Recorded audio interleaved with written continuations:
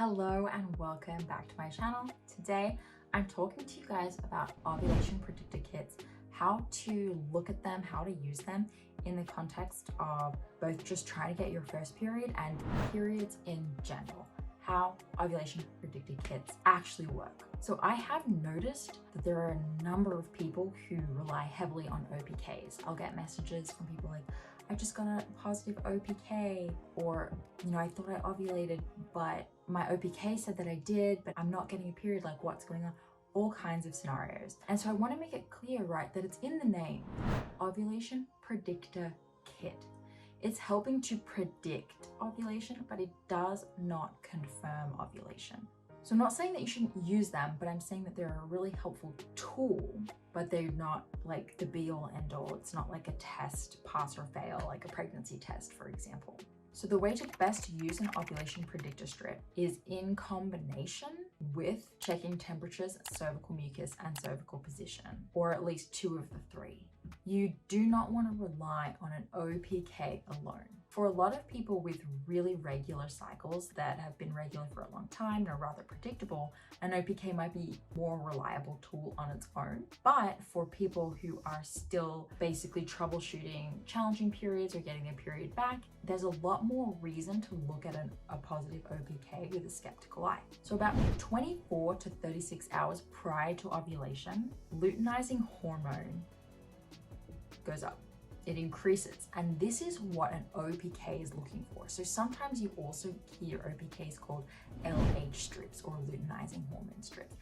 It's trying to detect the rise in luteinizing hormone, and when it detects that, it tells you that this surge is happening and ovulation is probably going to happen.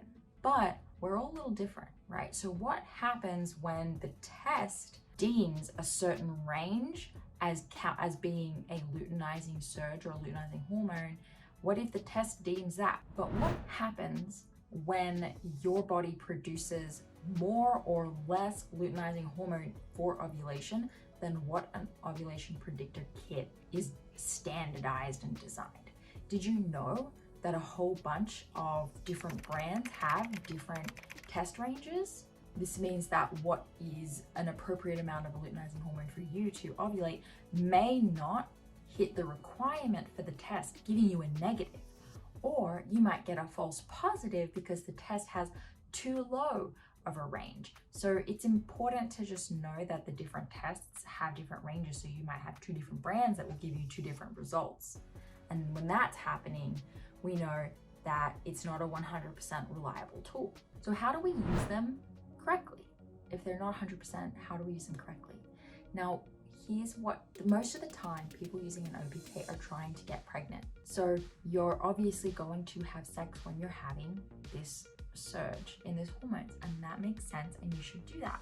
That is what it's for.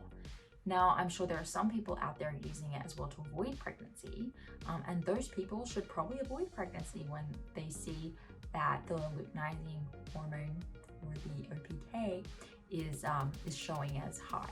That makes a lot of sense as a tool. But if all you're trying to do is confirm ovulation, you can't do that with the test alone. You want to make sure that you're cross-checking it with basal body temperature and with cervical mucus observations. And that's how to use it correctly, as one of a few different tools that you use to identify if you're in your fertile window, if you're potentially going to ovulate.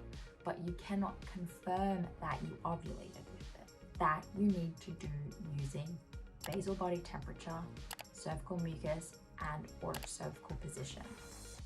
I hope this helped. Thanks so much for tuning in, guys. If you like this channel, please hit subscribe. If this video was helpful, let me know. I'm happy to make more videos like it. And I will see you guys next week.